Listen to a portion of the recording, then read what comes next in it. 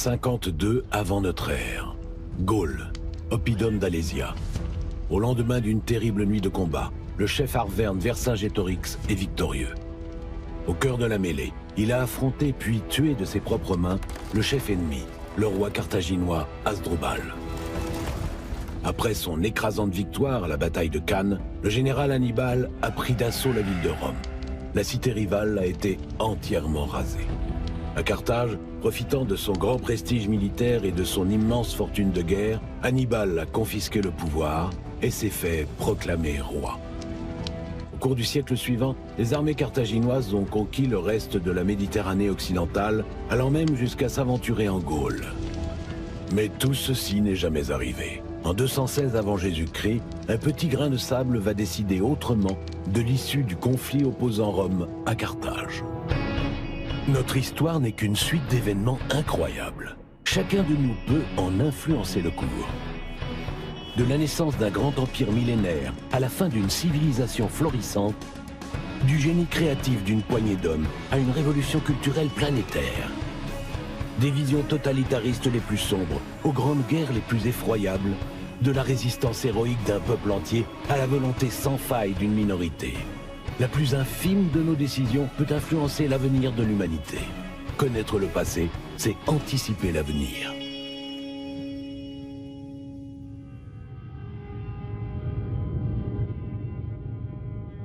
Huit siècles avant Jésus-Christ, une reine phénicienne, Élissa, débarque sur les côtes africaines et y fonde la ville de Carthage. 6 siècles plus tard, le Carthaginois Hannibal Barca envahit l'Italie et inflige aux légions romaines la pire défaite de leur histoire militaire. En moins 146, finalement vaincue par les armées de Rome, la cité de Carthage, livrée aux flammes et au pillage, est intégralement rasée. Ces 3 événements, intimement liés, sont des moments clés de l'ère carthaginoise. Ils ont abouti à sa destruction par sa grande rivale, la République romaine. Afrique du Nord, 8 siècles avant Jésus-Christ. La reine phénicienne Élissa, contrainte de fuir sa cité natale de Tyr sur la côte libanaise, a fini par toucher terre, ici, de l'autre côté de la Méditerranée. Elle vient de demander au chef local une terre pour s'installer, elle et son peuple. Selon la légende, il lui a promis un territoire aussi grand que pourrait en contenir la peau d'un bœuf. La reine l'a alors découpé en fines lanières, dont elle a entouré un terrain suffisamment grand pour y installer une cité. Diplomatie et négociation, 2 piliers fondamentaux pour cet embryon de ville, amené à devenir l'une des plus formidables puissances de l'Antiquité, Carthage.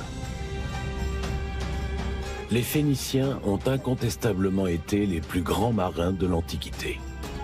Ils ne connaissaient pourtant pas encore la boussole, mais savaient s'orienter même de nuit grâce aux étoiles. À la fin du 2e millénaire avant notre ère, ils commencent à se tourner vers le commerce maritime et fondent des comptoirs et des colonies sur le littoral méditerranéen. Chaque nouvelle colonie est indépendante, mais toutes sont liées par une culture commune, même langue, même croyance. Carthage, qui signifie ville neuve, est l'une de ces colonies. Son développement s'appuie dès les origines sur les échanges commerciaux, puis sur l'agriculture et l'artisanat.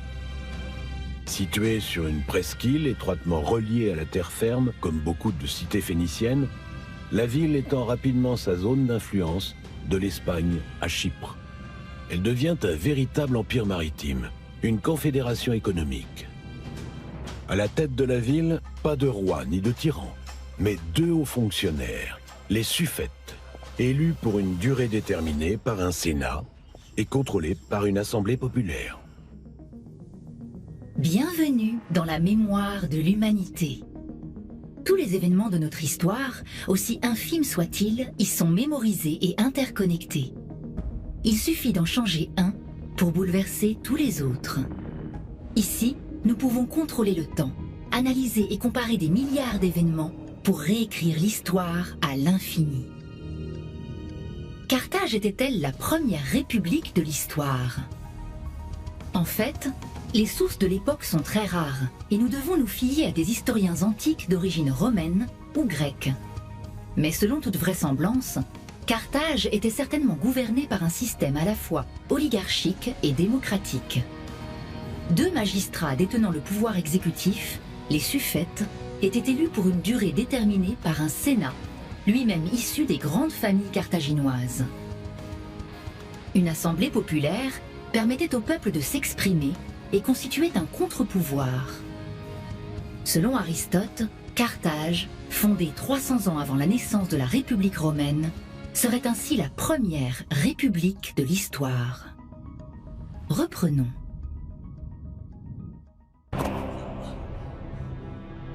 À la suite d'une dispute, Rémus vient d'être tué par son frère jumeau, Romulus.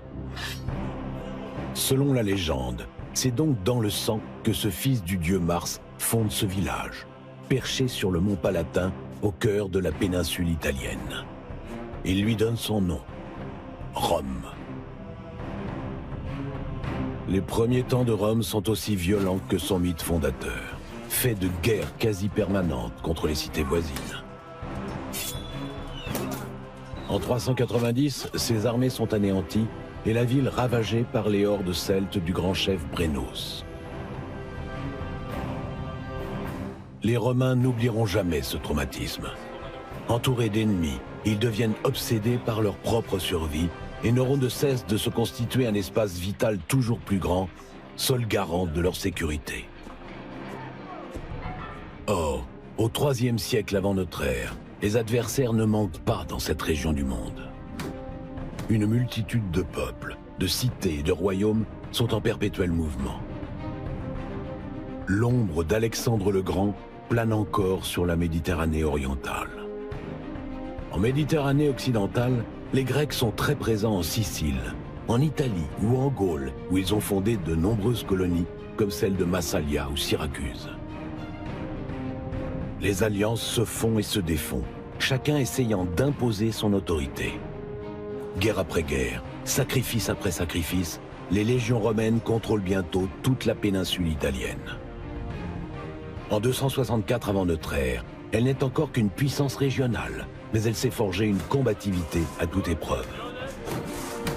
Ces légions de soldats citoyens sont dévoués et prêtes à se battre jusqu'à la mort pour la patrie.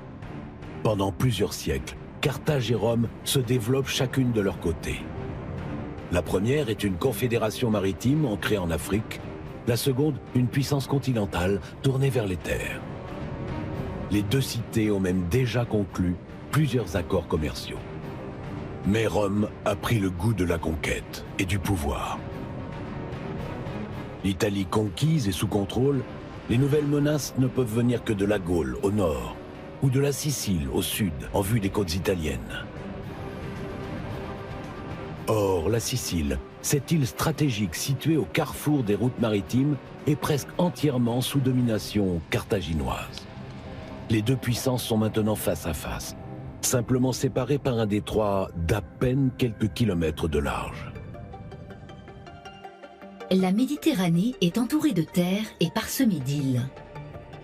Qui veut la contrôler doit posséder une grande flotte de guerre. Au IIIe siècle avant notre ère, le plus puissant navire de combat est incontestablement la Quinquérème, galère antique caractérisée par 5 rangées de rameurs, d'où son nom. Ces 300 rameurs, 2 fois plus que sur une galère classique, apportent la puissance nécessaire pour foncer sur les navires ennemis et les percuter de plein fouet. Le rostre, sorte de bélier en bronze situé à la proue, fracasse alors la coque adverse et provoque le naufrage. Les Romains, nettement plus à l'aise sur terre que sur mer, vont développer une autre tactique. Le corbeau, une passerelle amovible en bois munie d'un pieu en fer, a été conçu pour se rabattre violemment sur les navires ennemis et permettre l'abordage suivi d'un combat au corps à corps dans lequel excellaient les légionnaires.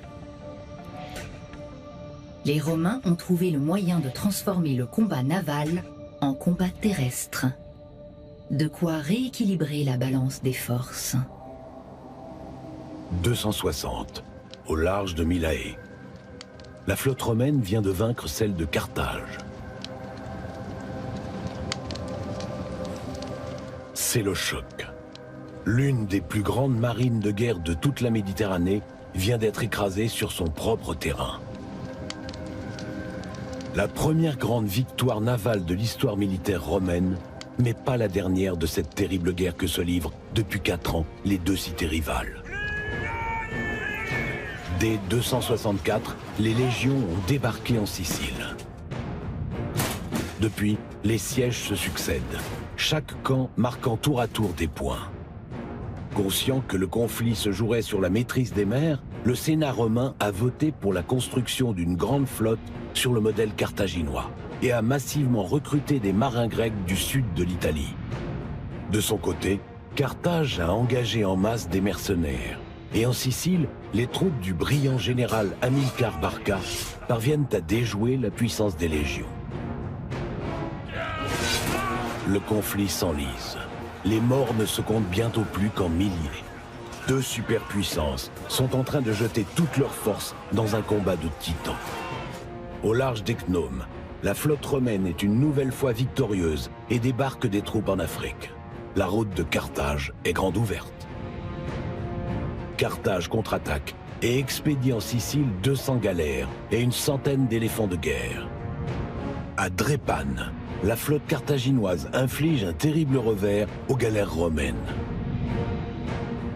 Carthage règne à nouveau sur les mers, mais doit bientôt faire face à une insurrection des tribus numides. Contrainte d'y consacrer une grande partie de ses forces, elle ne peut pas exploiter ses victoires. À Rome, le gouffre financier des dernières défaites permet aux partis hostiles à la guerre de bloquer toute nouvelle dépense militaire. De son côté, exsangue, Carthage tente d'obtenir un crédit auprès de l'Égypte. Le commerce, moteur de l'économie carthaginoise, est au point mort. La guerre coûte cher. Voyant la situation bloquée, les Romains ont recours à un emprunt privé. À leurs frais, de riches citoyens équipent une ultime flotte de combat. Il faut en finir. 241, au large des îles Égates. L'affrontement, à l'image de la guerre, est colossal. La victoire romaine écrasante. Pour le Sénat carthaginois, dominé par de grandes familles marchandes, c'est la défaite de trop. Pour eux, l'heure n'est plus à l'option militaire, mais à la négociation. Mercenaires ou citoyens? La guerre coûte cher et elle est hasardeuse. Le Sénat carthaginois choisit de sortir de ce conflit par l'argent et la diplomatie.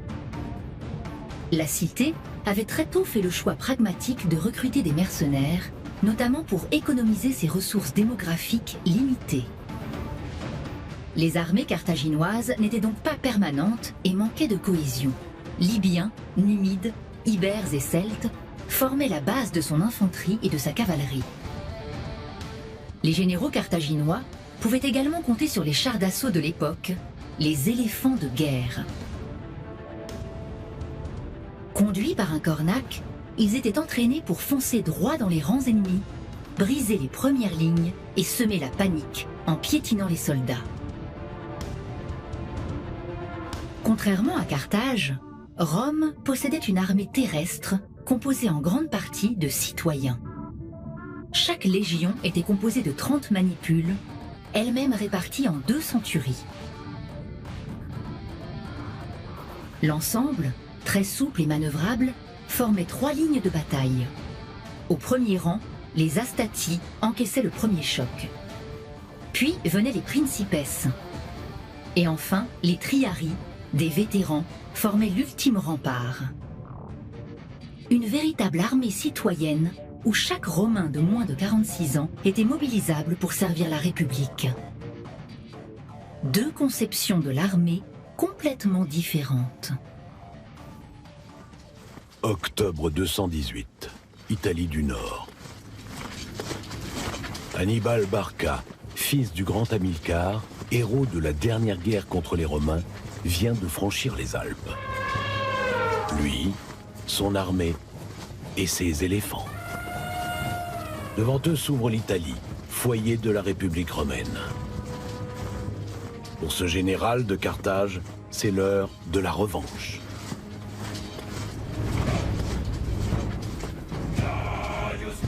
À l'issue de la guerre précédente, Carthage a été contrainte de céder la Sicile et de nombreuses îles en plus du versement d'une forte indemnité.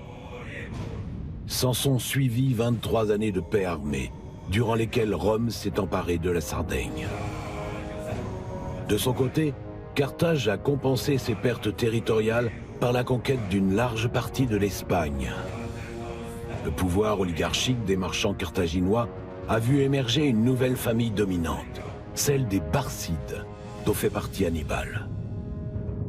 Profondément dévoué à sa cité, le jeune Carthaginois a vécu les heures sombres des terribles mutineries de mercenaires. Devenu adulte et général d'armée, il estime que le temps est venu de faire payer Rome. Conscient de la faiblesse de sa flotte, il choisit de prendre les Romains par surprise et de gagner l'Italie par voie de terre à travers la formidable barrière naturelle des Alpes. Son objectif est de provoquer le soulèvement des peuples alliés de Rome et de vaincre les légions romaines. Lorsque la nouvelle de l'exploit d'Hannibal arrive aux sénateurs romains, c'est la panique. On envoie aussitôt une armée l'affronter, puis une autre, et encore une autre. Toutes sont vaincues. Faisant preuve d'un véritable génie tactique, Hannibal encercle les légions au Tessin, les attaque par surprise à la Trébie, les massacre par milliers sur les rives brumeuses du lac Trasimène. Plusieurs alliés de Rome abandonnent la République, mais la plupart restent fidèles. Hannibal, malgré ses éclatantes victoires militaires, n'est pas encore parvenu à soulever l'Italie. Il mise sur une victoire militaire décisive. Mais les Romains refusent maintenant l'affrontement direct. Ils ont compris que pour l'heure, le Carthaginois était tout simplement invincible. Pour les forcer au combat, Hannibal s'empare alors de la région de Cannes, le grenier à blé de l'armée romaine. Rome n'a plus le choix et accepte de livrer bataille avec son ultime armée. 2 août 216. Les 50 000 mercenaires d'Hannibal font face aux 80 000 légionnaires romains qui se jettent, tête baissée, dans le piège du général carthaginois. Rapidement encerclés et attaqués de toutes parts, les légions sont incapables de manœuvrer et se font massacrer. Au soir de la bataille, elles comptent plus de 45 000 morts. Hannibal est aux portes de Rome.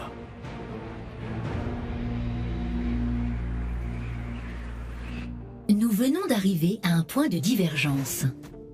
Un point de divergence est un événement clé, un carrefour dans notre histoire où notre monde peut basculer d'un côté ou de l'autre.